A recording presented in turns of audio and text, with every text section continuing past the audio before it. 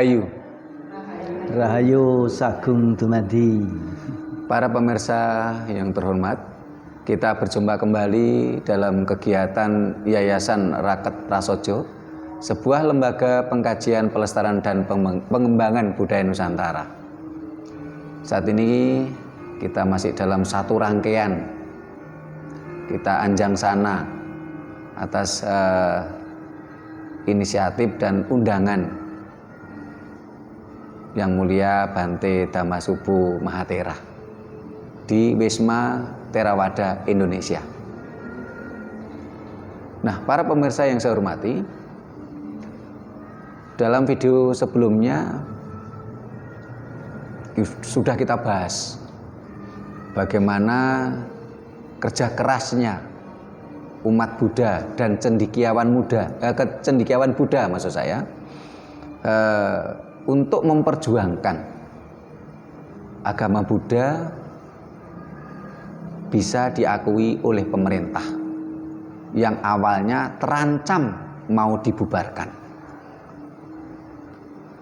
Nah, tentunya kerja keras tersebut setelah berhasil diakui tentunya memiliki konsekuensi tersendiri.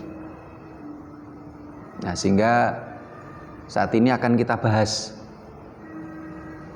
bagaimana budaya Buddhis mewarnai peradaban Nusantara.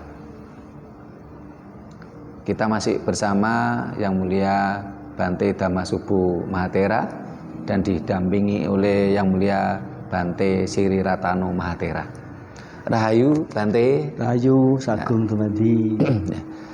Nah, tadi di video sebelumnya Bante udah memberikan penjelasan panjang lebar bagaimana perjuangan umat Buddha, cendekiawan Buddha untuk berupaya bekerja keras memperjuangkan agama Buddha diakui oleh Departemen Agama RI.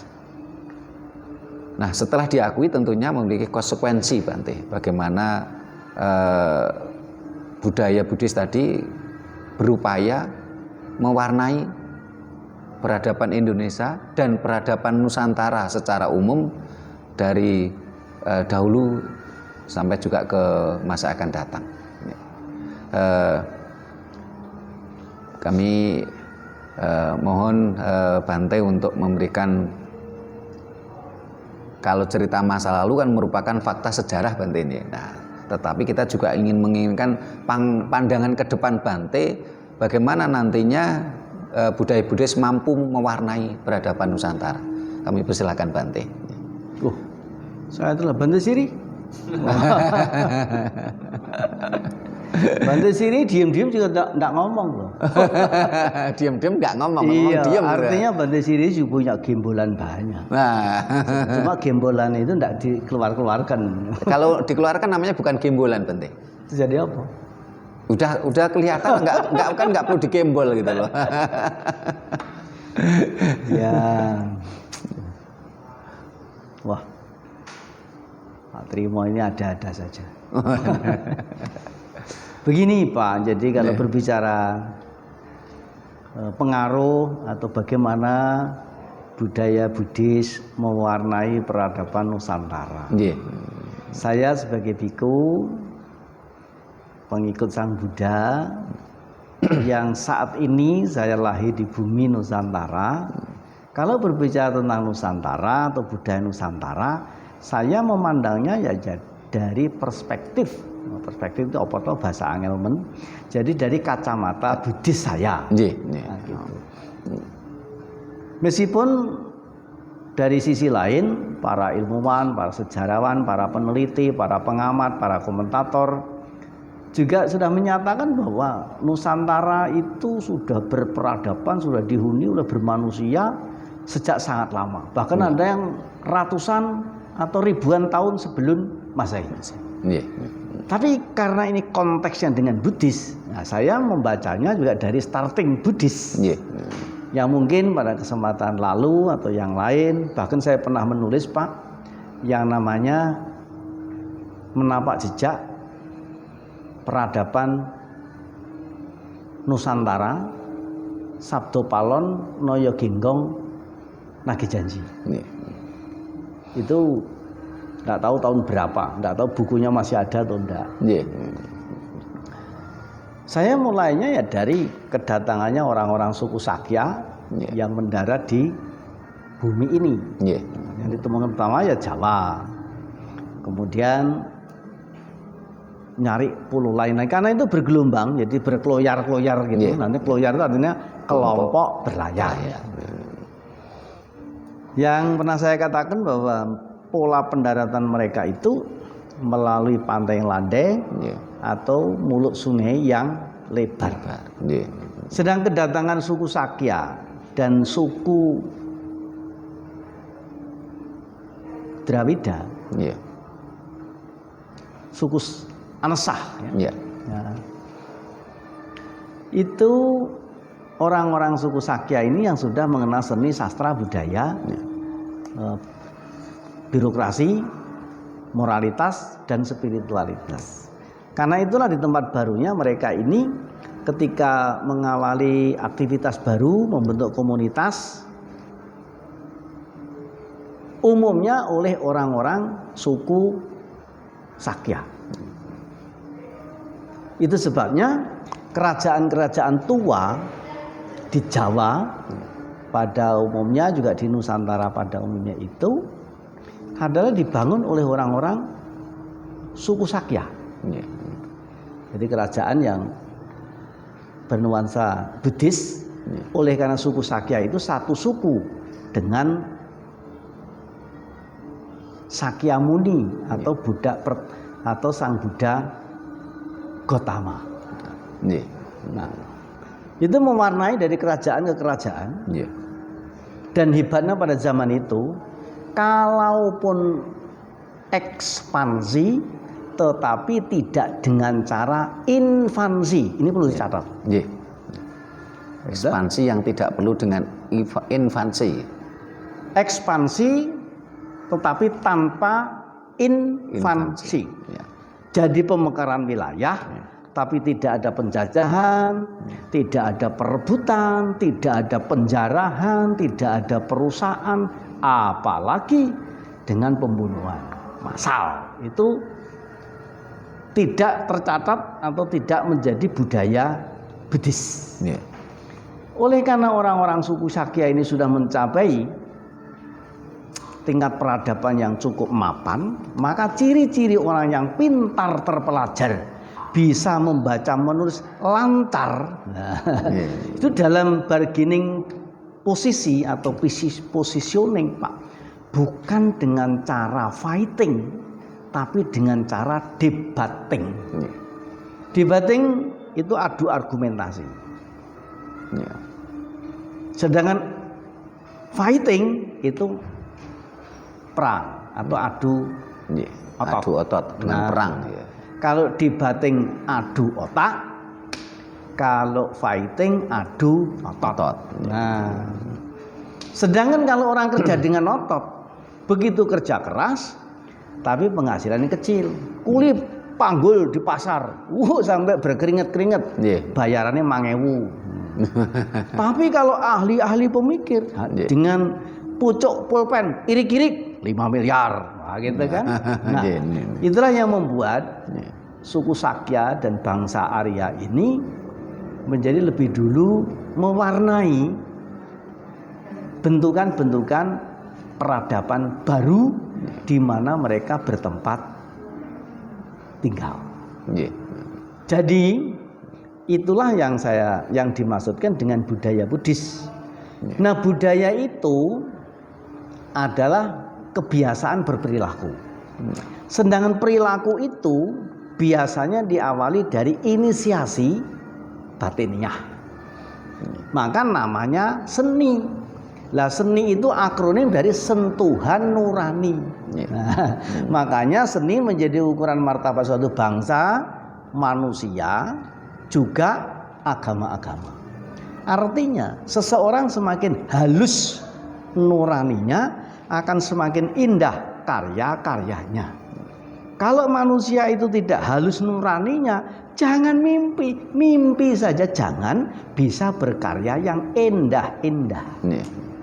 Nah, oleh karena orang-orang suku Sakya, yang notabene suku Sakya itu satu suku dengan Sang Buddha, yang mana diakui atau tidak, diterima atau ditolak, mereka itu sudah sampai pada tingkat batiniah atau nurani tadi yang halus, maka seninya, karyanya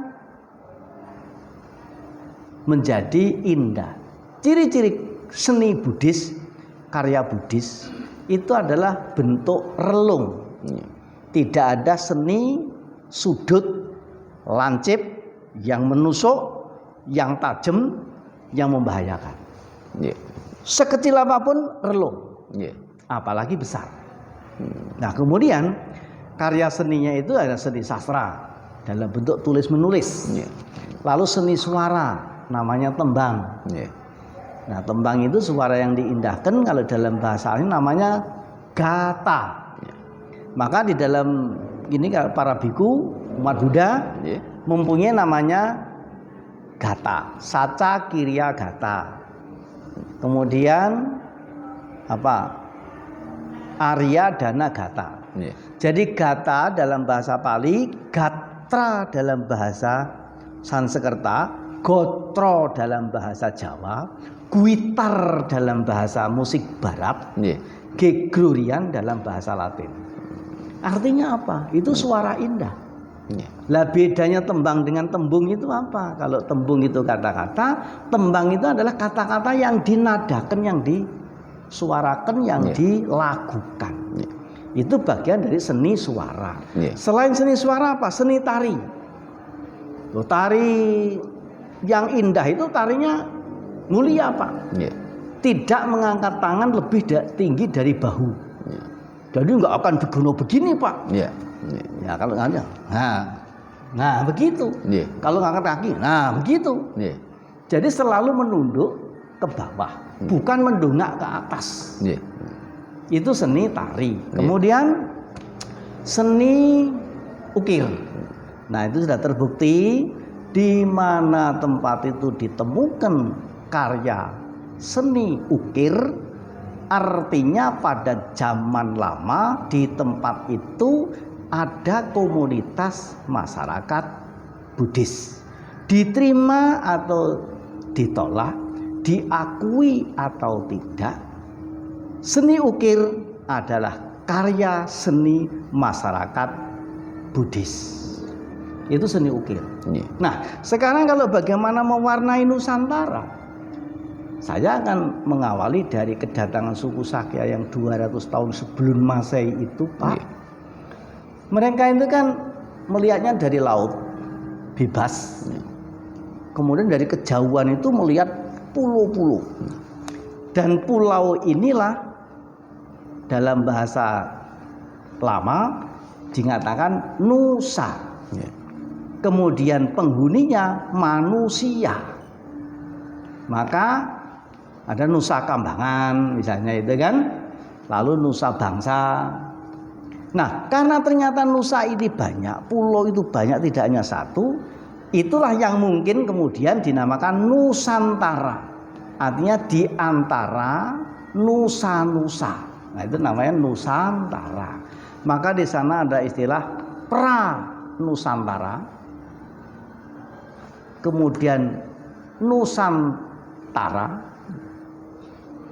Kemudian Nusantara kuno.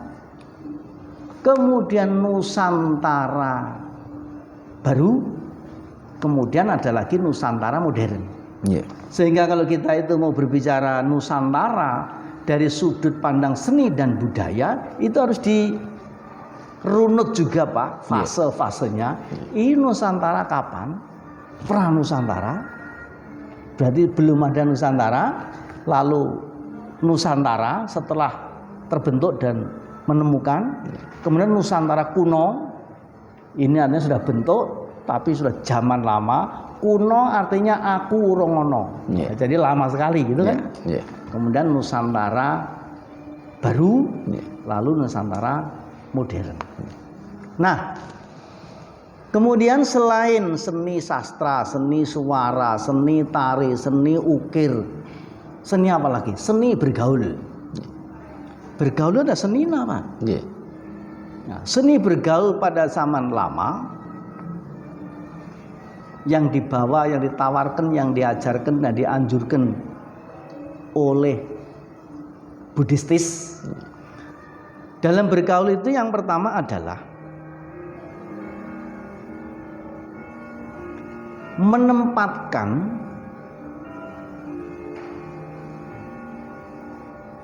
sesuatu dengan hormat. Karena bahasanya salamnya itu adalah Sabisata Bhavantu Sukitata. Semoga semua makhluk berbahagia.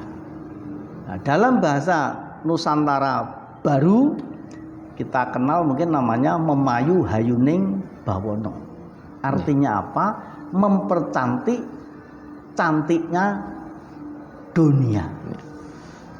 Nah, lalu ketika mereka bergaul dengan satu moto yang rujukannya adalah Sabisata Bhavantu Sukitata, kemudian Memayu Hayuning Bawono, bahasa rumusnya adalah barang siapa bisa menghormati, menghargai, memuliakan orang lain, dia akan menjadi terhormat dan termuliakan.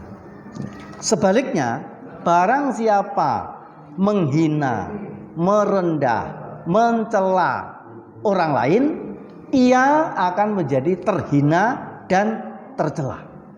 Karena ini sudah menjadi inisiasi, maka dilakukan dengan sepenuh hati. Itu yang membuat orang-orang itu melakukan bukan karena dipaksa harus menghormati, tapi dia memang harus berlaku hormat.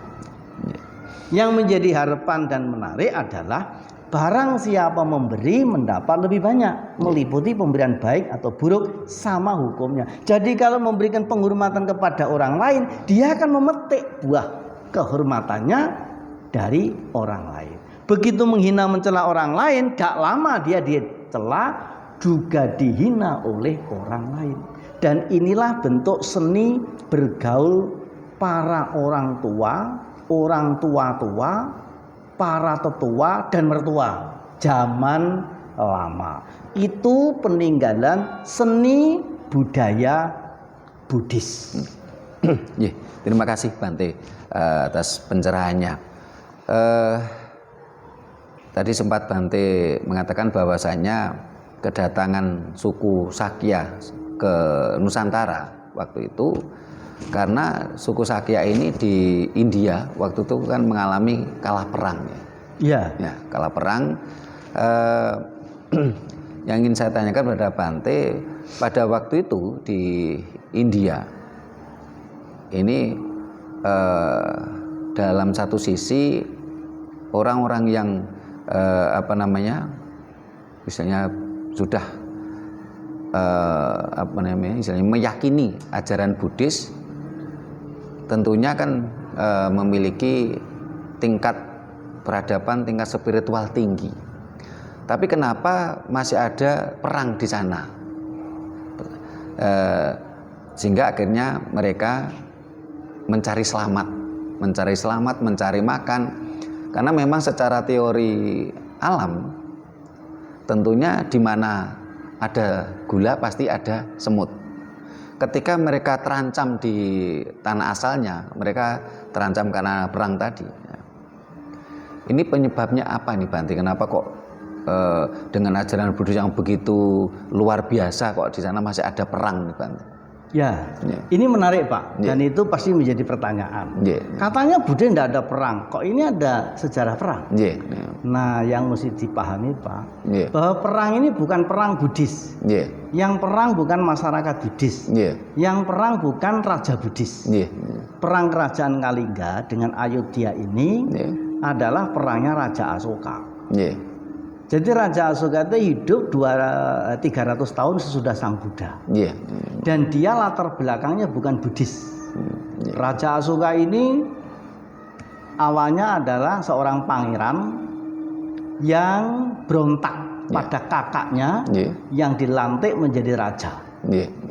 Tapi menurut Asoka muda ini, namanya sebenarnya bukan Asoka, tadinya Wardana atau siapa ya, itu menganggap kakaknya itu memble. Dia gregeten, kakaknya diturun paksa, lalu kekuasaan diambil alih. Dengan ambisinya si Wardana ini, dia menaklukkan seluruh daratan India. Yang pada waktu itu kalau tidak salah ada 9 kerajaan besar. Tapi di antara 9 kerajaan besar, yang paling besar adalah kerajaan Kalingga. Tapi Asoka ini, dia tidak menyerang dulu ke Kalingga. Dia menyerang negara-negara kecil di sekitarnya, dijadikan sekutu. Setelah jadi sekutu, dia punya bala tentara cukup, baru gebuk ke sini. Nah, orang-orang Kalingga ini tahu kalau sebetulnya dia akan kalah. Tapi sebagai konsekuensi berbangsa dan bernegara, meskipun tinggal sak megaring payung, itu kan harus dipertahankan. Akhirnya Kalingga ini jatuh. Setelah jatuh, Wardana ini menguasai kerajaan Kalingga dan kemudian mendapatkan papasan perang, termasuk papasan putri dari Kalingga ini. Karena orang Kalingga ini cantik-cantik, Pak, maka setelah dibawa pulang, Raja Asoka milih ini dijadikan permaisuri. Nah, pada waktu pesta kemenangan kan bagi-bagi hadiah, Pak. Panglima, komandan, sama ini kasih hadiah. Pesta kemenangan. Tidak ada cerita pesta kekalahan. Nah, pada waktu pesta kemenangan inilah si Raja Wardana ini menanya satu-satu. Kamu amplop ini. Nah, gitu kan? Nah, gilirannya permaisuri dan selir-selir ini. Ada yang minta berlian, ada yang minta macam-macam. Tiba gilirannya putri boyongan dari Kalingga tadi, Dek, sampean minta apa? HP terbaru? Enggak, Mas. Permintaan saya satu, hentikan peperangan ini. Karena dari kemenangan timbul kesedihan, dari kemenangan timbul penderitaan, dari kemenangan timbul korban. Karena itu permohonan saya satu, yang mulia Baginda Raja, adalah hentikan peperangan ini. Dengan kemenangan ini berapa banyak yang harus menanggung derita korban. Lah, Raja Wardana terkejut. Loh, ini kok beda? Yang lain-lain pada minta hadiah Mas Picis Rojo Brono, ini dia tidak minta hadiah Mas Picis Rojo Brono, tapi kok hanya minta menghentikan peperangan. Sedangkan masih punya target lagi sebetulnya, kerajaan yang lain yang akan ditundukkan. Begitu mendengar ini, lalu Raja Wardana baik, tapi merenung. Dan dengan pelan-pelan pengen tahu dari mana pemikiran ini bisa didapat. Ternyata dia dapat itu adalah dari ajaran Sang Buddha. Kata Buddha yang sudah berlalu 300 tahun itu masih dikenal di masyarakat. Tapi bentuk konkretnya seperti apa itu sudah samar-samar. Maka Raja Wardana ini pun juga pernah dengar kata Buddha itu. Begitu mendengar dari permaisuri yang tadi, justru malah baik kalau begitu saya ingin tahu sebetulnya apa yang diajarkan Buddha itu.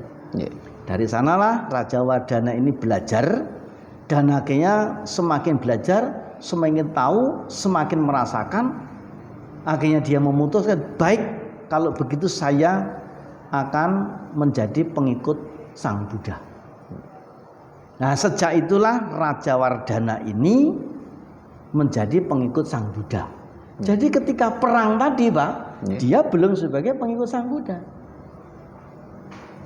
Tetapi sesudah perang itu dan dapat kemenangan dari Kalingga ini, barulah Raja Wardhana ini beragama Buddha. Maka namanya Asoka. Artinya tidak menyesal. Karena Soka itu artinya sedih, menyesal. Dengan cara apa? Saya akan menukar apa yang saya lakukan ini, menggali, mencari, menghidupkan, melaksanakan ajaran Buddha. Itulah yang membuat ajaran Buddha itu menjadi hidup, segar, direstrukturisasi, artinya diragati oleh Raja Asoka ini. Dan itu yang agama Buddha bisa keluar dari tanah India. Jadi orang yang migran tadi Pak, itu bukan nyari selamat. Dia itu mencari misi, gitu? Misi agama Buddha. Jadi bukan lari karena perang lalu selamat. Tidak, beda ini kasusnya. Bukan kesini, bukan mencari suaka hukum. Gitu Pak. Nah ini yang perlu dicatat dan perlu. Itulah makanya orang-orang yang pergi dengan keloyar itu tadi dengan satu tim. Jadi ada tim kesehatan, tim spiritual, ahli pertanahan, ahli pertukangan, ahli perdukunan, jangan apa. Jadi itu komplit sehingga ketika sampai di tempat baru, ketika mau menentukan tempat baru, itu sudah ada tim-tim yang meneliti. Tanah ini enak nggak enak, ini aman nggak aman, itu semua ada timnya. Bedanya dengan transmigrasi di sini Pak. Tapi jangan ngomong transmigrasi lah. Bante, jadi yang datang ke sini ini suku Sakya. Datang ke sini atas inisiatif untuk membawa misi dan juga kalau di dalam beberapa catatan sejarah itu kan mereka ke sini itu berawal dengan berdagang. Jadi karena di sini sudah ada peradaban. Yang pernah saya baca ini. Jadi orang-orang India ke sini yang membawa ajaran misalnya Buddhis tadi, ini ke sini dengan berdagang. Mereka di sini tentunya ketika bicara berdagang, seorang pedagang itu atau seorang saudagar itu pasti yang didatangi memang tempat-tempat yang sudah punya peradaban, yang di situ akan terjadi transaksi. Sehingga tidak mungkin seorang saudagar itu akan mendatangi pulau kosong yang tidak ada peradaban karena mereka tentu butuh transaksi gitu. Nah, di sisi lain memang dari catatan-catatan sejarah yang lain dan juga penelitian yang lain memang di Nusantara ini sudah ada peradaban. Sehingga mereka datang bukan tanah kosong tapi ada sebuah peradaban, ada sebuah transaksi di situ sehingga akhirnya terjadilah akulturasi yang sempat kita bahas sebelumnya, Palawa dari kata Pali Jawa. Nah ini memang betul Pak. Jadi saya juga bersahabat dengan Raja Ternate Mendiang almarhum. Jadi salah satu poster itu adalah Raja Ternate, Sultan Ternate Mudafarsah namanya. Mudafarsah. Nah itu juga beliau bercerita bahwa Ternate kuno itu sudah mempunyai hubungan dagang dengan India. Itu sejak lama bahkan sebelum Masehi. Itu sudah transaksi dagang melalui rempah-rempah tentang rempah-rempah, cengkeh, pala dan lain-lain yang dibutuhkan oleh India. Karena India sudah menjadi peradaban yang mapan, sudah ada kerajaan. Sementara di sini yaitu masih sebagai petani pengolah tanah yang kekayaannya melimpah. Sehingga mereka itu sudah punya kontak dagang transaksional tadi. Jadi kedatangan orang-orang suku Sakya ini yang memang lamat-lamat itu sudah ada. Artinya, jadi memang di sini sudah ada peradaban dan mereka bertransaksi bisnis pada waktu itu ya. Jadi di sini dengan berbagai hasil buminya, rempah-rempahnya. Nah, makanya berbeda case-nya. Bukan orang itu datang ke sini karena diuber-uber, karena mencari makan, karena mencari suaka hukum, bukan itu maksudnya. Sangat berbeda dengan kedatangan istilahnya imigran dari Timur Tengah yang waktu itu memang ada konflik ya Bante ya. Yang baru-baru ya dari Afghanistan yang sampai kapalnya terapung-apung di mana-mana, bukan itu Pak masalahnya. Beda. Gitu. Jadi mereka ke sini ada sebuah misi perdagangan dan juga misi kebajikan tadi ya Bante ini. Sehingga mereka menyebarkan kebaikan, berakulturasi sehingga akhirnya menjadi sebuah ekspansi yang tanpa invasi. Ya. Jadi ada sebuah transaksi kemudian bisnis. Budaya ini membentuk, mewarnai sebuah peradaban.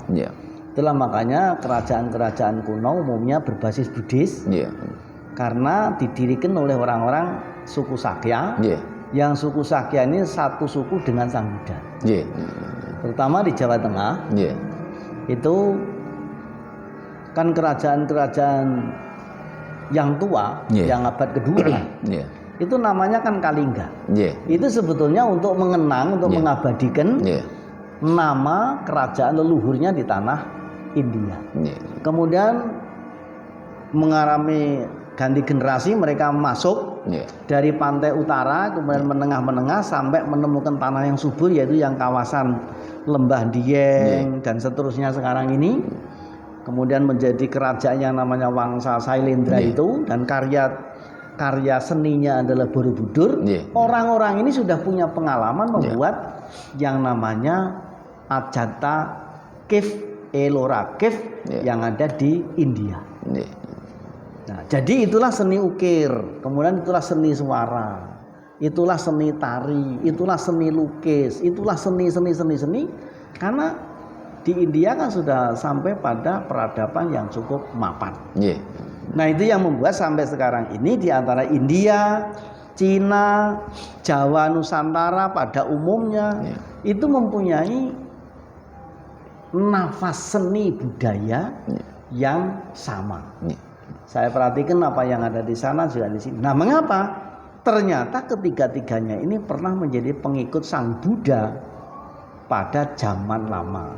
Di India menjadi pengikut Sang Buddha, di Cina ada menjadi pengikut Sang Buddha, di Jawa ada menjadi pengikut Sang Buddha. Terima kasih Bante pencerahannya. Nah, ini yang Bante ceritakan adalah sesuatu masa lalu. Nah, sekarang untuk kedepannya Bante, apa kiranya kiat atau sebuah apa istilahnya pemikiran budaya Buddhis untuk mewarnai, kalau masa lalu tadi kan peradaban Nusantara ya Bante ya. Nah, sekarang bagaimana budaya Buddhis mewarnai peradaban Indonesia ke depan Bante? Nah, ini menarik. Ini kan sekarang ini sudah apa namanya? Masa lalu terus sekarang masa yang akan datang. Jadi kalau Buddhis itu ada namanya masa lalu, Mace Kayanang, Pariosana Kayanang, apa Bante Siri? Wah, itu. Lalu masa sekarang akan datang. Masa yang akan datang. Nah, muncul, bertahan, akhirnya. Ini ada hubungannya begini. Pada zamannya Sang Buddha itu ketika sesorah, ketika berdakwah, ketika membabarkan sebuah ajaran itu menggunakan 3 bahasa, Pak. Satu namanya bahasa lisan. Yang kedua itu bahasa tubuh, dan yang ketiga bahasa simbol. Yang menarik, kalau bahasa lisan, bahasa tubuh itu sudah jelas. Nah, yang ketiga bahasa simbol ini, kalau tidak diuraikan, menyampaikan pesan kepada publik itu kira-kira baru 10%. Nah, ada yang menarik, Sang Buddha memberikan edukasi kepada masyarakat yang berperadaban ini. Ada 2 konteks. Satu untuk kepentingan global, yang kedua yang pertama global publik atau massa. Nah, yang kedua itu untuk perorangan, untuk pribadi. Jadi ada pribadi, ada sosial, ada individual, kemudian ada publik. Nah, sekarang berbicara masalah publik, konteksnya dengan zaman. Maka di Buddhis itu dikenal 2 simbol. Saya ngambil simbol ini saja, yang lain nanti boleh dibedah yang lain. Yaitu satu cakra, yang satu lagi namanya swastika. Swastika ini semuanya adalah simbol. Kalau cakra ini hubungannya dengan pribadi-pribadi, dengan kehidupan. Kemudian swastika ini hubungannya dengan masa atau zaman. Karena itu kalau cakra rujinya 8, Ya. kalau swastika rujinya 4. Ya. Apa bedanya? Cakra Ya. nanti lain kali. Ya. Sekarang kita berbicara yang namanya swastika. Swastika itu kan 4 begini toh, Pak. Ya. Ya. Nah, Kayak huruf S gitu ya. kayak huruf S kan ditekuk Ya. sana. Ya. Itu satu nazi, Ya. satu swastika. Ya. Itu beda bekuan. Ya. Ya. Tapi basicnya kan 4 ruji. Ya. Lalu ada as. Ya. Karena ini roda yang berputar, dari 4 ruji-ruji ini ada asnya 1 Ya. dan 4. Nah, ini untuk menggambarkan bahwa waktu, zaman, masa itu terdiri dari 5 bagian. Ya. Ada baik, baik sekali, buruk, buruk sekali, dan netral. Ya. Makanya kolomnya 4, asnya 1. As inilah yang netral. Berapapun kecepatan roda berputar, as ini diem, netral, Ya. tidak berpihak. Ya. Karena kalau berpihak ya lepas semua. Ya. Nah, kolom 4 ini menjadi penggambaran masa yang baik, baik sekali, buruk, buruk sekali. Kemudian ini disimbolkan lagi dengan bahasa gantinya. Semua suasana yang paling baik itu digambarkan mulia, yaitu emas. Makanya semua puncak prestasi dikatakan zaman keemasan. Tapi karena ini berputar dan dinamis, bergerak terus, tidak selamanya itu berkualitas unggulan. Maka satu waktu nurun dari emas, turun jadi perak. Perak turun jadi perunggu. Perunggu turun jadi besi. Dan itulah yang menggambarkan 4 kolom ini. Zaman emas, zaman perak, zaman perunggu, zaman besi. Ketika puncak-puncaknya namanya zaman keemasan, ketika yang paling buruk namanya zaman besi. Jadi kalau zaman besi ya semuanya sudah buruk, keras, sampai memimpin saja harus dengan tangan besi, gitu kan? Apalagi besi rongsokan, wah itu sudah kebangetan. Tapi yang menarik, Pak, di setiap fase ini akan mengalami satu perubahan. Kalau puncak kehindangan turun kualitasnya menjadi dari emas, perak, perunggu, lalu besi. Ketika zaman besi titik nadir yang paling bobrok itu, nanti akan tumbuh kesadaran kolektif. Dia akan membangun dirinya dengan menghentikan kekerasan, menghentikan kejahatan, menghentikan sengketa dengan inisiatifnya sendiri, maka kualitas peradabannya juga meningkat semakin baik. Dari besi kalau baik-baik dapat perunggu, perunggu baik-baik jadi perak, perak baik-baik dari emas. Lah emas nanti turun lagi, begitu dan seterusnya. Itulah yang makanya kenapa sebuah kejayaan artinya kok ya runtuh, tapi sebuah kepurukan artinya kok bisa jadi jaya. Nah ini rahasianya di sini dalam bahasa simbolik. Karena itu nanti ke depan, Pak, apa konteksnya dengan budaya Buddhis ini? Buddhis pernah mengalami masa kejayaan, masa keemasan, yang kalau boleh jujur selama 17 abad budaya Buddhis itu mewarnai peradaban Nusantara. 200 tahun sebelum Masehi sampai abad ke-15 Masehi.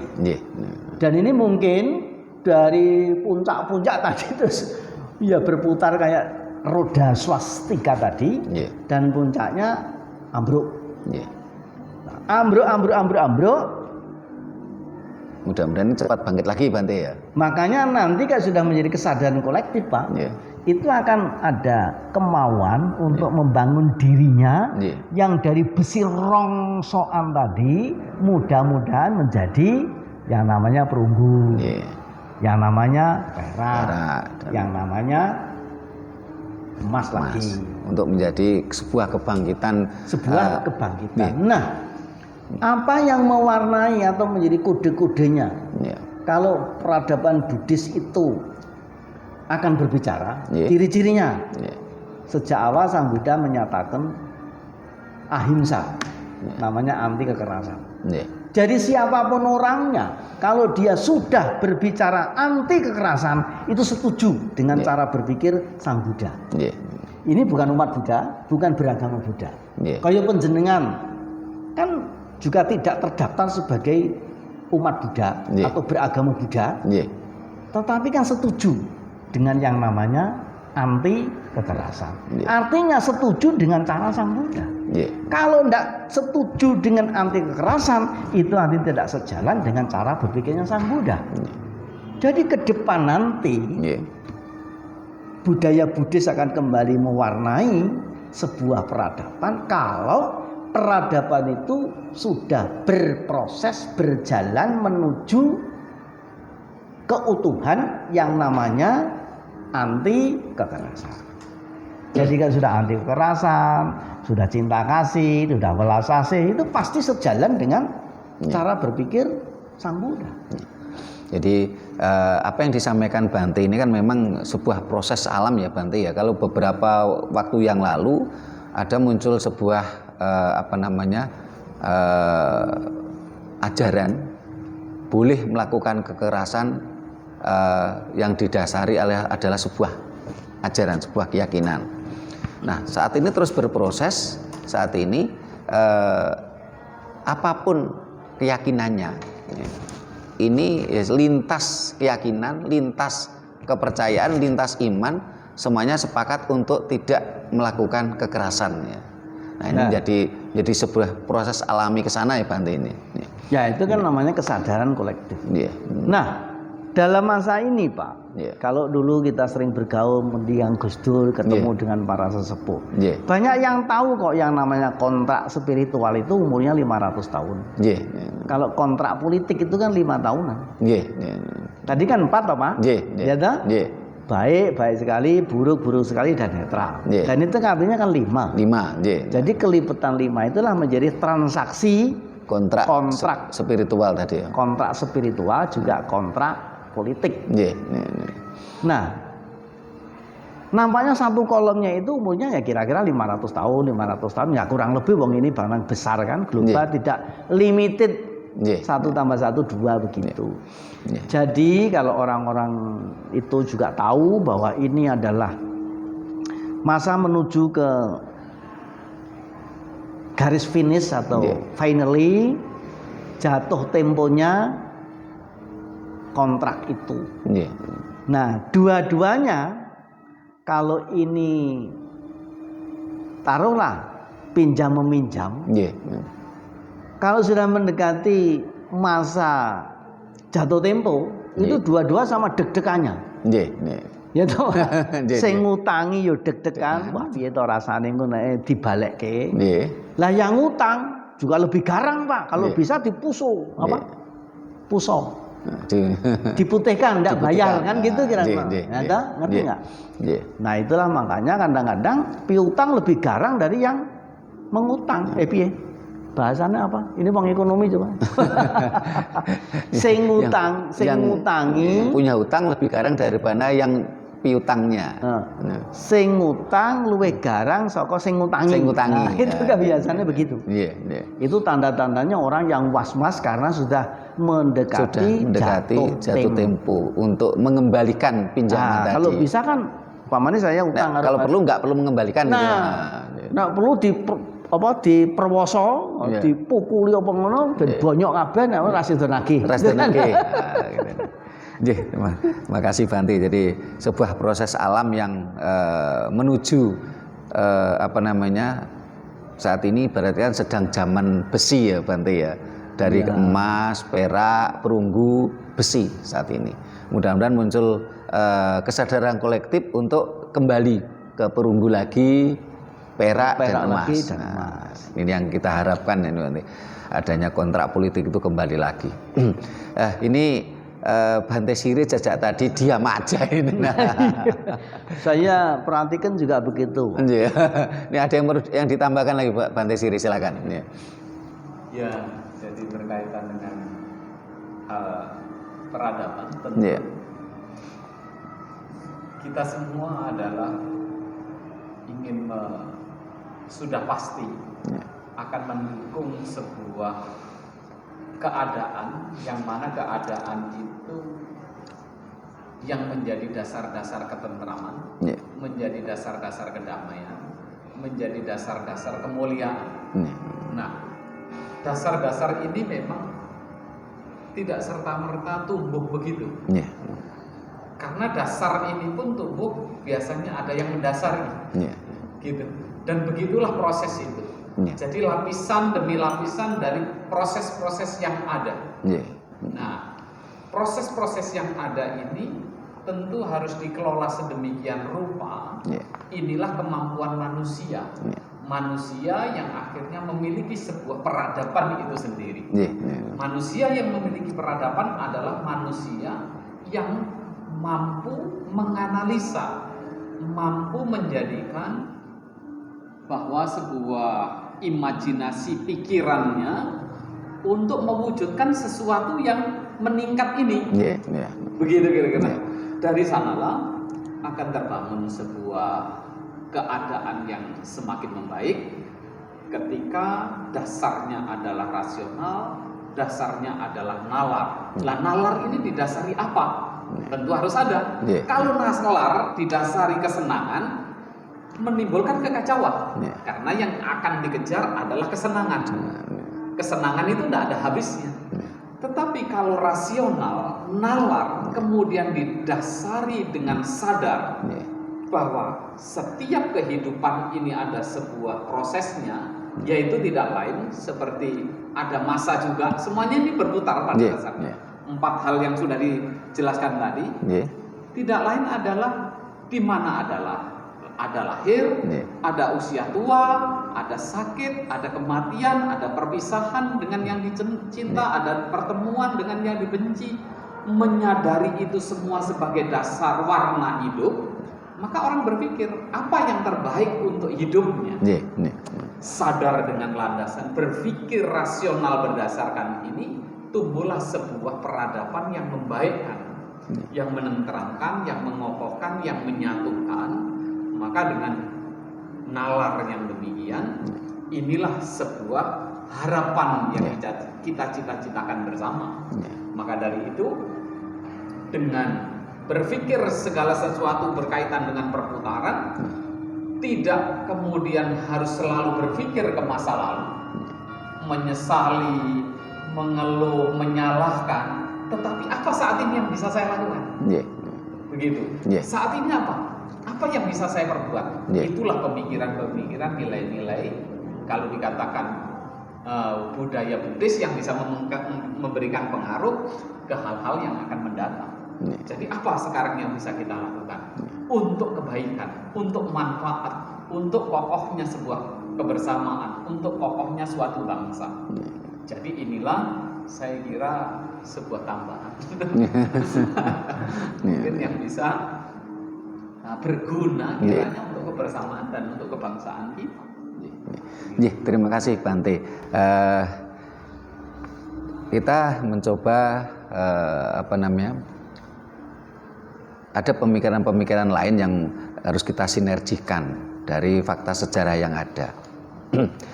Nah, di dalam beberapa literasi ya, ini awalnya kan di dalam kasanah masyarakat kita itu kan awalnya bukan bukan Buddhis ya. Beberapa sejarah itu diangkatnya seperti itu Bante ya, sehingga waktu itu ada istilah, ada Buddha Jawi Wisnu, ada Siwa Buddha. Jadi tidak murni Buddha, tapi juga tidak murni Siwa. Nah, ini ada sebuah pertanyaan besar gitu loh. Sebenarnya ya, ajaran Siwa Wisnu atau Buddha Jawi Wisnu ini apakah ajaran tersendiri? Ya, ataukah Karena kalau tadi saya bisa memaklumi ya, karena mohon maaf Bante itu kan selaku biku ya, otomatis kacamatanya kan kacamata Buddha, sehingga mengklaim loh itu ajaran Buddha. Nah, sementara dari pemikiran yang lain, para ahli yang lain, sejarah yang lain mengatakan bukan, ini sebuah ajaran tersendiri gitu loh. Sehingga tetap, nah sini saya tidak ingin mempertentangkan itu, cuman yang ingin saya tanyakan adalah ketika kita baca di sejarah lain, munculnya Siddhartha Gautama sendiri ini kan setelah era Hindu, jadi lebih tua Hindu ya. Brahma, ajaran Ya, Brahma. ajaran Brahma ya. Nah sehingga ini yang menarik itu gini, walaupun ini muncul dari ajaran Brahma, ajaran Hindu, tetapi dalam perjalanannya ini selalu berdampingan dan saling mengisi. Ini yang menarik ya, saya lihat saling berdampingan, saling mengisi dalam membangun sebuah peradaban. Karena kalau di ajaran-ajaran lain ini biasanya kan ketika muncul hal baru kan terjadi konflik yang saling bermusuhan. Tetapi ini tidak gitu loh. Nah, ini saling saling mengisi. Nah, saling berdampingan. Ini bagaimana ini Bante? Wah, ini siapa ini? Ayo, Saya mana? mungkin- Hah? Boleh saya? Nanti wangi-wangan. Jadi memang benar, Iya. segala sesuatu itu kan dasarnya berkaitan. Iya. Tidak ada sesuatu bisa berdiri sendiri. Iya. Begitu. Iya. Sesuatu kadang-kadang seperti kalau sebuah pohon, Iya. kalau pohon itu mempertahankan berdiri sendiri, Iya. akhirnya kan pohon lain itu berarti terkalahkan. Iya. Ketika terkalahkan berdiri sendiri ini bukan mudah, karena ada keadaan-keadaan alam juga yang menggoyang. Iya. Kadang-kadang tidak digoyang-goyangnya jadi roboh sendiri karena alam juga bergerak. Iya. Interaksi alam semesta ini memberikan pengaruh dari kemunculan budaya-budaya, kemunculan pemikiran-pemikiran. Iya. Nah, Buddhis itu sendiri seperti yang sudah diungkapkan dari proses yang ada, Iya. dari ketidakpuasan seorang pangeran yang kemudian bertanya Iya. tentang bagaimana, kenapa hidup ini, apa alasannya, kenapa harus demikian. Iya. Maka dari pertanyaan itu timbul masanya. Lah, lalu apakah kemudian saat sebelumnya itu tidak ada budaya luhur? Iya. Bukan begitu. Iya. Nah, seperti Siddhartha sendiri memberikan tata cara kehidupan para biku ini banyak diambil dari tata cara yang sejak beliau hidup di istana, yang mana saat itu Buddha belum muncul. Iya. Iya. Tata cara yang baik ini tentu pengaruh dengan budaya sebelumnya. Apakah ajaran-ajaran termasuk ajaran Brahmanisme atau Hinduisme, ada pengaruh di sana. Begitu. Iya. Nah, namun kemudian ini yang nilai-nilai bajik tetap dibawa karena makanya kebenaran itu satu. Benar ya benar sesungguhnya. Ini yang menarik kan begini Bante ya, sehingga sebagai ajaran baru ya, dan Buddhis itu merupakan ajaran spiritual ya. Munculnya ini kan dari ajaran lama yang ada, tapi ini tetap berdampingan, ini yang menarik ini. Sementara kalau di tempat lain, ketika muncul ajaran baru, ini bermusuhan dengan ajaran lama. Mereka saling berkonflik. Ini bukan rahasia lagi. Dalam sejarah dunia, perang salib itu berapa juta manusia mati demi agama. Nah, ini yang menarik gitu. Jadi ini Buddhis muncul, ini sebenarnya kan tadi sudah saya sampaikan bahasanya ketika bicara ilmuwan lain mengatakan di Nusantara ini awalnya bukan Buddhis, karena ajarannya ya mirip-mirip sih, sehingga kalau dia mengatakan bukan ya oke lah, itu menurut versi mereka. Ini menurut versi Bante yang seorang biku ya tentunya harus versi Buddha. Saya tidak ingin mempertentangkan itu, yang ingin saya tanyakan tuh ini loh, kok bisa berdampingan, saling mengisi, saling melengkapi peradaban. Ini kan tentunya ada sebuah something wrong toh Bante. Nah. Ya. Jadi itu kembali pada wilayah seni dan budaya tadi. Kan sejak awal kita atau saya sudah sering menyampaikan bahwa seni itu sentuhan nurani. Gitu kan? Nah, oleh karena Siddhartha ini sudah sampai pada tingkat yang namanya seni berpikir, maka kualitasnya berbeda dengan yang lain-lain. Nah, jadi Sang Buddha itu sebenarnya juga seniman. Yang membedakan dengan seniman-seniman lainnya, tadi kalau Bante Siri kan sudah mengatakan bahwa sebelum Sang Buddha itu sudah ada banyak. Ya, seni ukir, seni dan sudah ada. Nah, muncullah Siddhartha ini. Siddhartha juga seniman. Tapi yang membedakan dengan seniman-seniman lainnya yaitu tentang seni berpikir. Lah, seni berpikir itu apa? Seni berpikir itu senang berpikir, memikirkan pikiran yang sedang proses berpikir. Memikirkan muncul lenyapnya pikiran baik, pikiran buruk, dipikir dengan alat pikiran sendiri. Nah, itulah mumet, no? Nah, jadi, itulah seni. Jadi karena berlatar belakang seni, ya, suara hati nurani, sehingga akhirnya tidak terjadi konflik. Karena, dari situ makanya menjadi seni bergaul. Oleh karena nuraninya sudah halus, dalam bergaul pun juga menjadi halus. Karena itulah setelah Sang Buddha sudah menjadi guru yang artinya punya komunitas dan diikuti oleh para pengikutnya, banyak yang datang kepada Sang Buddha itu tertarik atas kemuliaan Sang Buddha.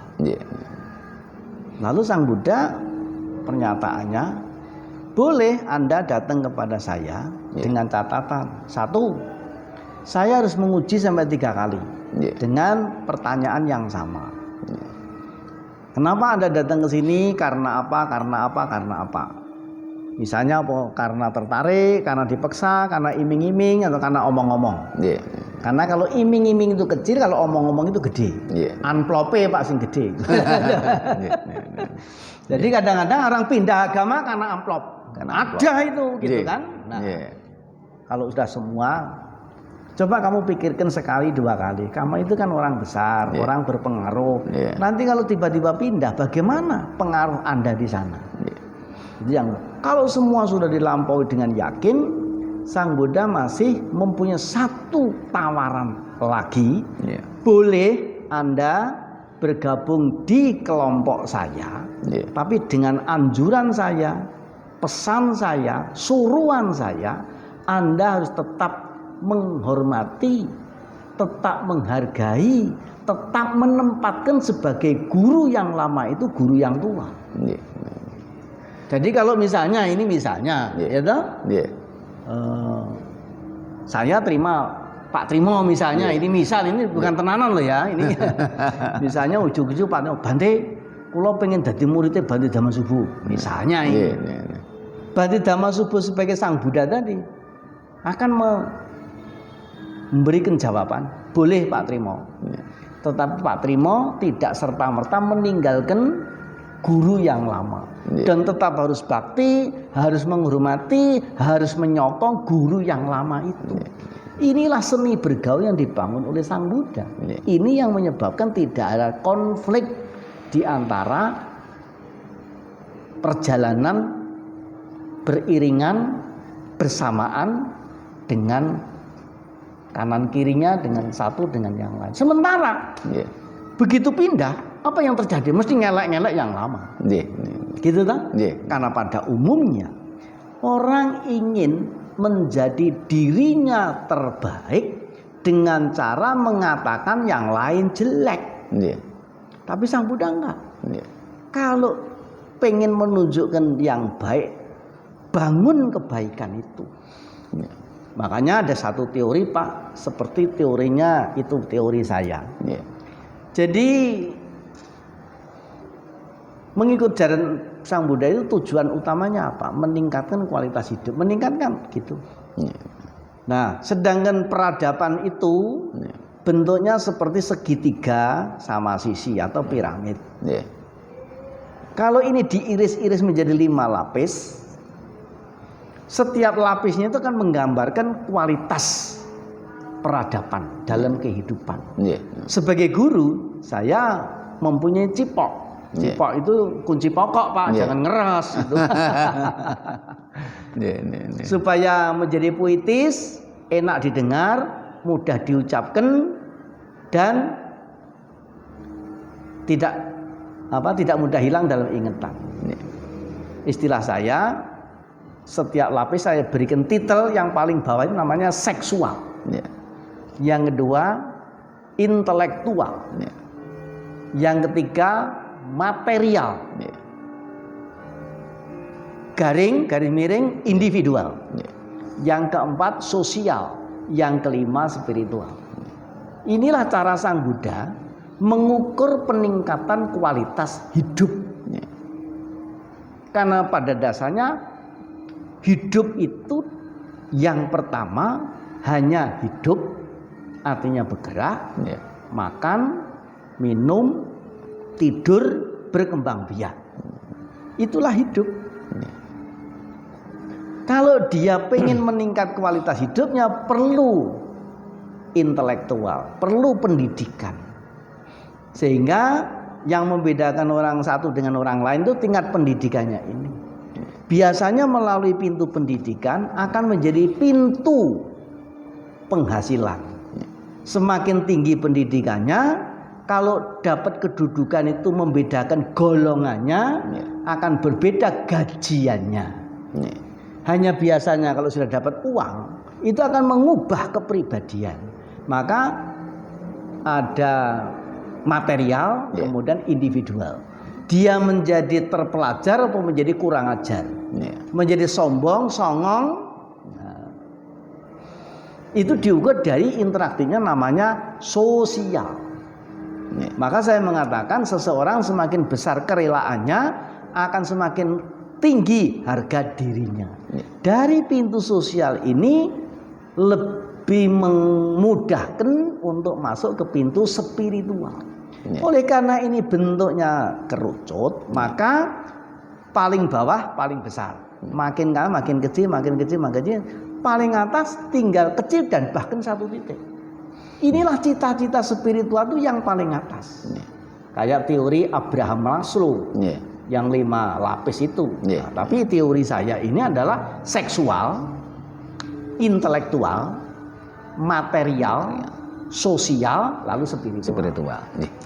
Jadi nanti ke depan manusia kalau sudah mengenal ini, dia akan menempatkan harga hidup di atas harga diri. Harga diri di atas harga materi. Kalau sampai di situ, inilah zaman keemasan, zaman kemuliaan. Tapi kalau ini yang terjadi sebaliknya, menempatkan harga materi di atas harga diri, lalu harga hidup paling rendah dihargai paling murah, ciri-cirinya akan terjadi pembunuhan di mana-mana. Yang kadang-kadang juga diataskan agama. Bante, terima kasih banyak. Ini para pemirsa yang saya hormati, ini tadi kan paling tidak ada sebuah kesimpulan ya. Jadi kenapa ajaran Buddhis yang dibawakan oleh Siddhartha Gautama ini walaupun muncul atau lahir dari peradaban lama, dari ajaran Brahmaisme ya di India, Brahmaisme, tetapi tidak muncul konflik dalam perkembangannya, tetapi saling bersandingan, saling mengisi, saling saling melengkapi dalam peradaban. Ternyata kuncinya adalah seni tadi, keindahan dari nurani.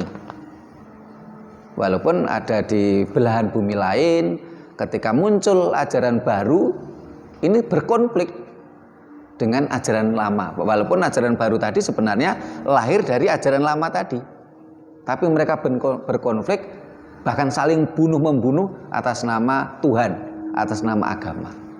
Ini kan yang menjadi kesimpulan kita. Jadi bagaimana kita seharusnya membangun peradaban dengan seni. Kalau boleh, jadi dalam kami memahami setelah mempelajari apa yang diajarkan Buddha, ada sekurang-kurangnya seperti 3 tahapan yang harus diraih, begitu, yang harus dipahami. Nah, itu seringkali diumpamakan seperti itu, Pak ya. Seperti pohon. Pohon atau batang kayu itu, Pak. Batang kayu itu setidaknya bisa kita katakan ada 3. Ada kulit, ada kayu muda, ada inti kayu. Nah, apa ini kulit, apa kayu muda, apa inti kayu ini mungkin sebuah penggambaran, pemahaman yang harus kita miliki. Nah, kulit yang dimaksud kulit itu adalah sesuatu yang berkaitan dengan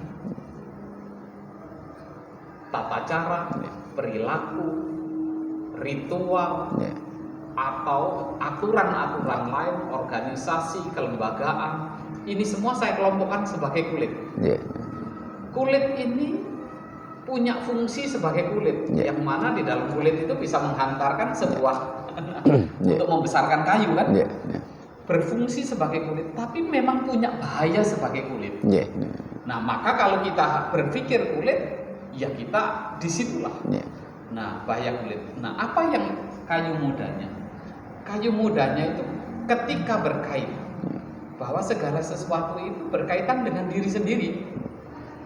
Oh, saya sudah tentram atau gelisah. Saya penuh keserakahan atau penuh welas asih. Saya memiliki ketenangan atau pergolakan atau kekacauan dalam berpikir. Ketika seseorang menimbang selalu apa ke dalam diri, ini adalah kayu muda. Begitu. Nah, jadi ini mengarah pada spiritual Buddhis. Nah, bagaimana kemudian inti kayunya? Pada saat seseorang setelah merenungkan, oh ada berbagai hal gejolak di masa ketika ya kulit, misalkan ada orang lempar batu kan yang kena pasti kulit. Artinya di situ ada persaingan, ada kompetisi, ada berbagai hal. Itu bisa, kalau dia hanya berpikir sebagai kulit, maka bisa melakukan kejahatan. Walaupun umat Buddha, itu bukan berarti tidak. Gitu. Jadi kejahatan bisa dilakukan kalau dia berpikir sebatas kulit. Karena dia tidak memikirkan, tidak ada timbang rasa. Nah, apa kemudian yang dimaksud inti kayu? Pada saat seseorang itu sudah berdamai dengan dirinya sendiri dengan sepenuh hati. Ketika memahami, oh kulit sebagai kulit, walaupun saya menango, kalau saya hasilnya judi ini sebenarnya tidak mengenakan loh. Nah, gitu kira-kira. Nah kan, namanya judi, tidak enak, kasihan juga. Nah, bisa menimbang-nimbang, sehingga dalam tataran ini bukan hanya sekedar dia ini saya apa, tapi dia sudah mampu mengatur dirinya sendiri, akhirnya berdamai dengan dirinya sendiri, tidak bergeming lagi dengan urusan enak tidak enak, karena semua itu sebagai proses. Jadi dia tidak bergeming, dia tenang berdiam di sana, kemudian tidak akan muncul pikiran jelek. Kalau tidak ada pikiran jelek, tindakan jelek pada level ini tentu sudah tidak dimiliki lagi. Nah, namun setiap manusia dalam prosesnya berlatih spiritual Buddhis memiliki tingkatan ini. Pada tingkatan tertentu memang dia akan bisa memahami kehidupan itu sehingga tidak ada keperluan dan kepentingan lagi untuk berontak dan untuk harus mengorbankan yang lainnya, apalagi mengorbankan dirinya sendiri pun tidak. Nah, yang penting adalah apa yang bernilai yang bisa dilakukan, karena alam semesta ini pun tidak bisa dikendalikan oleh seseorang, karena ini berbagai proses sebab akibat yang sangat kolektif, yang kompleks, yang sangat luas sekali. Maka ketika saya menebarkan penghargaan, oh saya hidup karena alam, saya menghargai alam. Oh saya hidup karena dibantu saudara, menghargai saudara. Maka ketika semua itu menjadi tentram, ya di sana terhindarlah berbagai persoalan-persoalan yang bisa memburukkan dalam hidup ini. Saya kira tambahan. Terima kasih Bante Siri. Tadi saya masih ingat bagaimana Bante Dhammasubbu mengatakan tentang Sabdo Palon Nagih Janji. Nah, dalam ada beberapa literasi yang pernah saya baca, sabdanya Sabdo Palon, yen wus titi wancine enggal cetakno, dayoh kudu mulih, utang kudu nyaut, nyilih kudu baleke, hanandur hangutuh. Nah, kata-kata dayoh kudu mulih. Nah, ini pengertiannya tentunya kalau agama Buddha ini diperspektifkan dari Bante tadi merupakan dayoh dari India, ya tentunya nanti juga harus pulang juga loh Bante. Tetapi kalau yang mohon maaf ada ahli lain mengatakan dulu di sini bukan ajaran Buddhis dari India, karena yang banyak di literasi itu dikatakan agama Dharma, agama Budi, Siwa Wisnu, Buddha Jawi Wisnu. Nah, kalau itu ajaran murni Nusantara tentunya bukan dayoh. Nah, ini bagaimana ini Bante? Ya, jadi itu ada masa Pak. Ya. Kalau boleh saya juga ikut urun. Ya. Kenapa istilah-istilah itu bermunculan di mana-mana? Ya. Nah, dari urunan saya adalah pengaruh cara berpikir Buddhis yang sudah mengakar selama 17 abad. Itu kira-kira sudah alih berapa generasi? Ya Pak? Jadi kalau satu generasi kira-kira ya 50 tahun lah, 17 abad. Jadi kan 1700 tahun dibagi 50. Itu berapa generasi? Nah, sekarang kalau generasi ke generasi sudah berada sekian lama, apakah itu sudah tidak menjadi gen permanen, Pak? Tetapi pada satu masa mengalami revolusi budaya, revolusi agama, dan revolusi segala sistem. Gitu kan? Pada abad ke-15 itu. Begitu mengalami perevolusioner yang besar sekali ini, karena perubahan itu kan ada revolusi, ada evolusi, ada reformasi. Ini bukan evolusi, bukan reformasi, bukan evolusi, bukan reformasi, tapi revolusi. Jadi bukan evolusi, bukan reformasi, tapi ini revolusi. Revolusi itu adalah brainwash.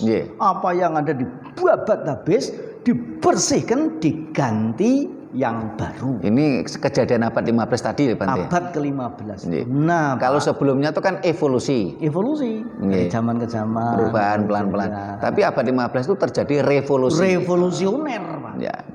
Nah, terus, Pak, zaman revolusi yang hebat itu, kan semua mengalami brainwash, Pak. Mau diganti dengan baru. Namanya revolusi budaya, ya budaya diganti semua. Gitu kan, Pak?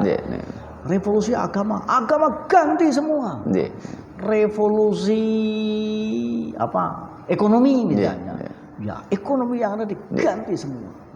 Oleh karena semua diganti, yang lama menjadi baru, menjadi ada garis batas yang jelas. Ini lama, ini baru. Nah, sekarang sudah pada era baru. Karena itu yang serba lama sudah no way. Gitu tak, Pak? Kayak zaman Orde Baru. Apa saja yang ada dengan Orde Lama no way. Kan gitu tak, Pak? Meskipun akhirnya juga dipakai, dikais-kais. Kan begitu tak, Pak?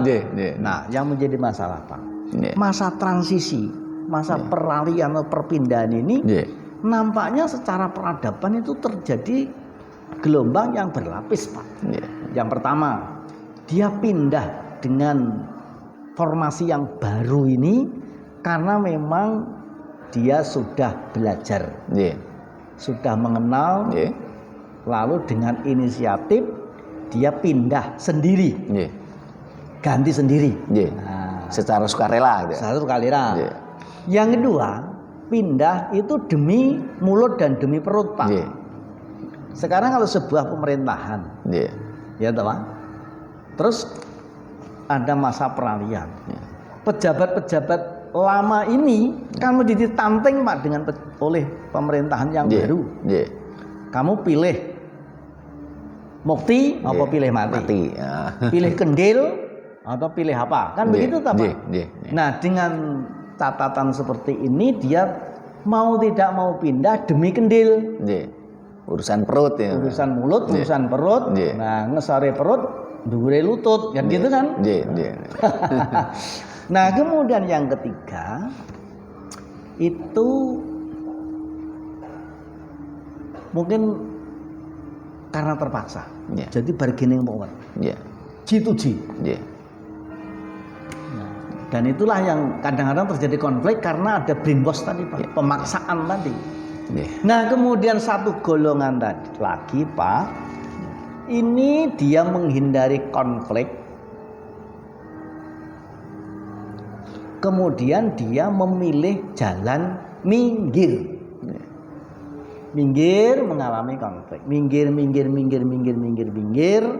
Dari kota ke desa, dari desa ke pinggir desa, dari pinggir desa ke pinggir hutan, dari pinggir hutan ke tengah hutan. Yang penting mereka ini bebas dari konflik. Lalu mereka berada di pedalaman yang non jauh di sana. Oleh orang-orang yang pengejar ini, dah wis adoh kaya ngono ben.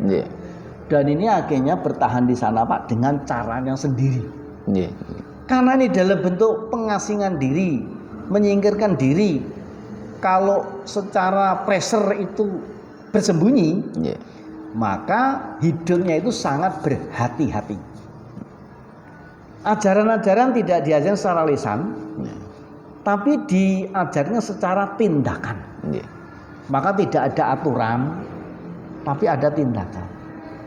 Yang penting-penting di batin. Oleh karena pada zaman lama orang-orang ini mempunyai kualitas batin yang begitu prima Pak. Hubungan sosial itu banyak yang dilakukan dengan kontak batin. Namanya telepati. Nah, seperti sekarang ini digunakan dengan telepon. Nah, jadi kalau dulu telepati, sekarang telepon. Kalau telepon tenaganya adalah baterai, kalau telepati tenaganya adalah batin. Maka kalau batinnya menurun, ya telepatinya nggak bisa bekerja. Nah, kemudian Pak, karena ini ajaran yang penting-penting di batin, lama-lama pesan dari turunan mbah-mbah itu dikatakan ilmu kebatinan. Dalam waktu yang sangat lama Pak, ilmu kebatinan ini lalu berpijar menjalar keluar. Nah, itulah makanya Pak, kalau kita amati dan pengembaraan saya, setiap kawasan, setiap daerah itu mesti ada kawasan-kawasan yang di pedalaman seperti ini. Contoh, Jawa Barat ada Baduy. Ini Pak, foto ini saya ke Baduy. Tanggal 2 Mei 2021, pas Hari Pendidikan Nasional. Nah, itu saya ke sana. Nah, terus Jawa Tengah ada suku Samin. Jawa Timur ada suku Tengger. Tengger itu kan orang delik toh Pak. Petengnya orang angger-angger kan gitu toh. Nah, lalu di Bali ada Bali Age. Kemudian di Sulawesi Selatan ada suku Kajang. Sulawesi Tengah itu ada suku Kaili. Nah, tadi kalau Pak Trimo menggambarkan zaman megalitikum, di Sulawesi Tengah ada Pak di Napu. Itu patung-patung yang ditemukan di pedalaman itu, sangat fantastis Pak. Itu adanya di Napu, itu Sulawesi Tengah, suku Kaili. Kemudian di Sulawesi Utara sana ada dulu namanya suku Sangir. Di Kalimantan ada komunitas namanya Kaharingan. Sukunya Dayak Kenyah, Dayak Punan, orang-orang yang di pedalaman. Ada satu tempat namanya Rantau Buddha, Magalu Hilir, Magalu Hulu. Itu adanya di Kalimantan. Kemudian di Sumatera ada namanya suku Karo. Dulu Pak Akbar Tanjung pernah cerita, Bante di tempat saya itu ada suku Karo namanya suku Arya. Jadi Karo Arya. Jadi kalau di Kalimantan Haringan tadi ada Batak, Punan, Batak Kenyah. Nah, di Karo itu Dayak bukan Batak. Iya, Dayak Punan, Dayak Kenyah, Dayak apa? Ada 5 kalau tidak salah. Iya. Kemudian yang di Sumatera itu yang namanya Batak ini ternyata juga sap-sap. Ya, ada Batak Karo. Ada Batak Karo, ada Batak Arya. Ini yang bilang Pak Akbar Tanjung. Waktu dulu masih sering ketemu, sekarang sudah ya karena pandemi aja Pak. Nah, yang menarik, begitu kemunculan kembali agama Buddha yang sudah 500 tahun tertidur nyenyak, maka ketika dia ngelilir dan bangun banyak orang pangkling. Iki sapa to ya? Kok saya nggak masker? Nah, misalnya kan gitu Pak. Nah itulah makanya kadang-kadang ada orang bertanya, ini sebetulnya kebatinan niru Buddhis apa Buddhis niru kebatinan?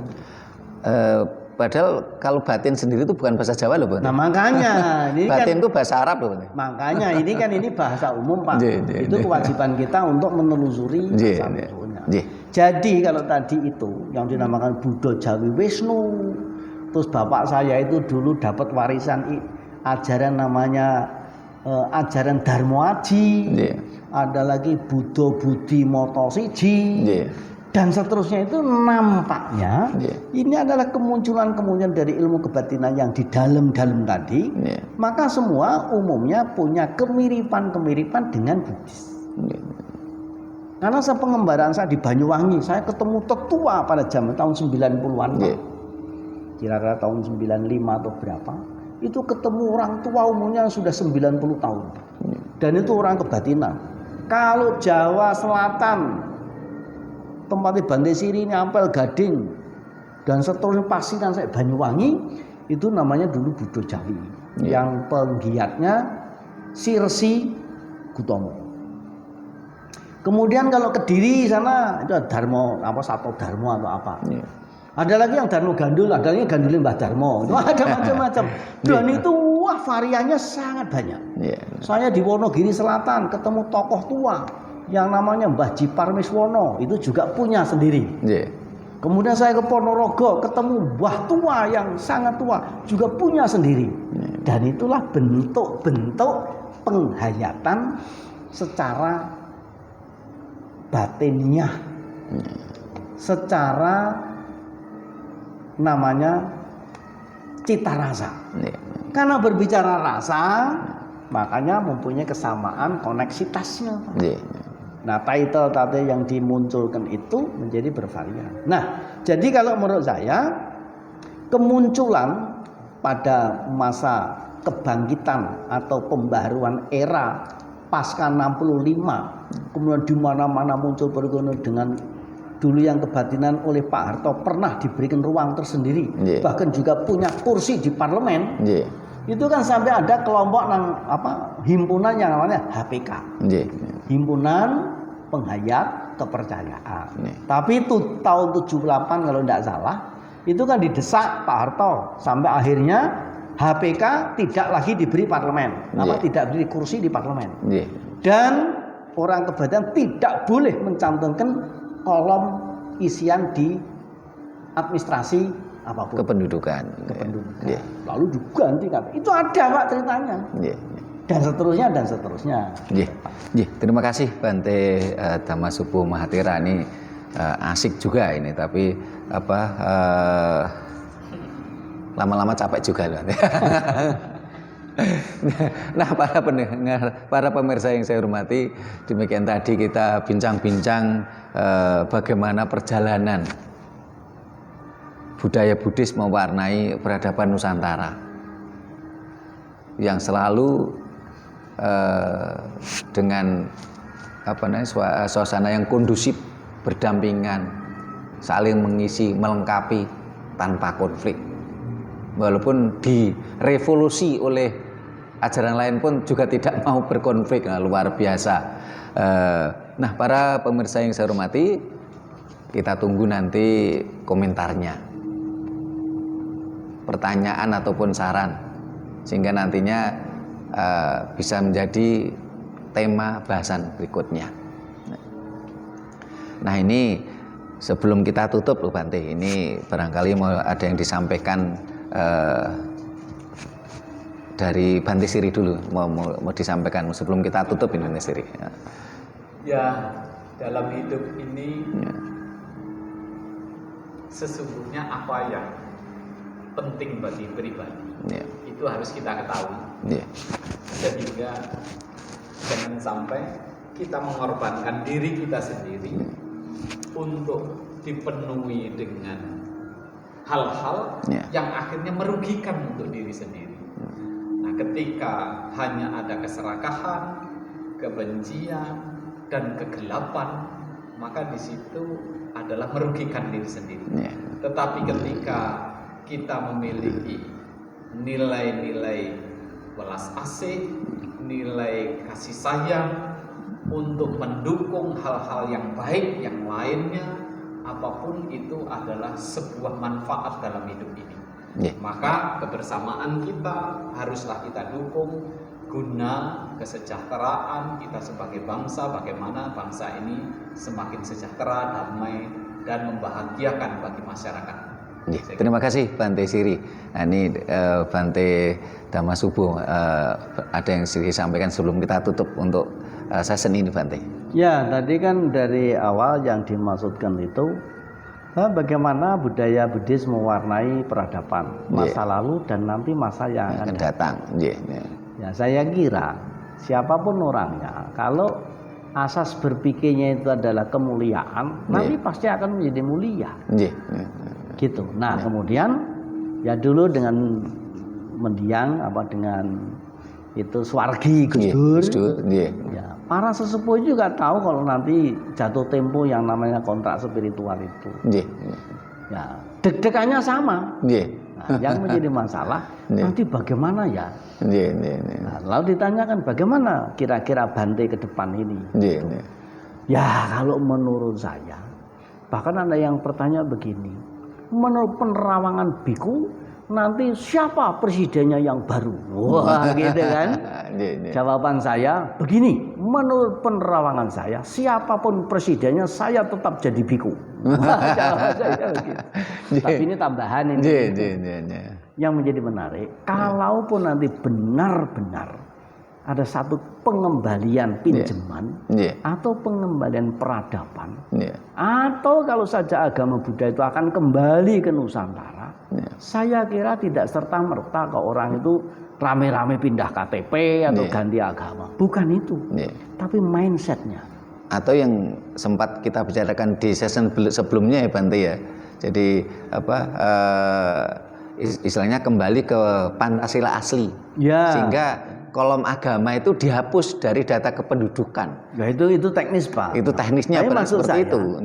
Kalau berbicara Pancasila, lah Buddhis kan punya Pancasila. Punya Pancasila. Nah ini di dalam buku ini ada Pancasila Buddhis. Ada Pancasila Buddhis. Nah itu bisa dibahas tersendiri Pak. Nah kemudian jadi itu maksud saya, kalaupun itu benar-benar kembali, ya toh, ini maya atau nyata, saya kira yang kembali itu adalah seninya, budayanya. Budaya Buddhis itu budaya saling menghargai, saling menghormati, berasas keindahan. Kalau orang sudah sepakat sampai pada titik itu, itulah nilai-nilai Buddhis sudah kembali mewarnai peradaban, menempatkan harga materi. Menempatkan harga hidup di atas harga diri, menempatkan harga diri di atas harga materi. Jadi harga materi, harga diri, harga hidup, itulah seni berpikir Buddhis. Kalau yang terjadi sebaliknya pasti tidak seni berpikir Buddhis. Karena kebalikannya apa? Menempatkan harga materi di atas harga diri. Sehingga semuanya diukur dengan materi. Tidak berpikir indahnya atau kemuliaannya, yang penting duitnya. Tidak soal harga dirinya jatuh, yang penting dapat duit, dapat materi. Lalu menempatkan harga hidup paling bawah, harganya paling murah. Akhirnya menjadi mudah terjadi pembunuhan di mana-mana. Nah, itu kalau tidak ini dihargai. sudah kembali Nggih. menempatkan harga hidup di atas harga diri, Nggih. harga diri di atas harga materi, itulah seni berpikir budaya Buddhis. Nggih, terima kasih Bante Dhammasukho Mahathera. Nah, para pemirsa yang saya hormati, demikian tadi bincang-bincang kita yang cukup gayeng. Tetap kita harapkan nanti para pemirsa komentarnya, pertanyaan, supaya semakin berkembang, semakin banyak yang tercerahkan apa yang kita sampaikan. Sesi ini kita tutup sampai di sini dulu. Bila mana ada kata-kata kami yang kurang berkenan, tata krama kami yang kurang memadai, kami mohon maaf. Terima kasih. Sampai jumpa di kegiatan berikutnya. Rahayu. Rahayu Sagung Dumadi.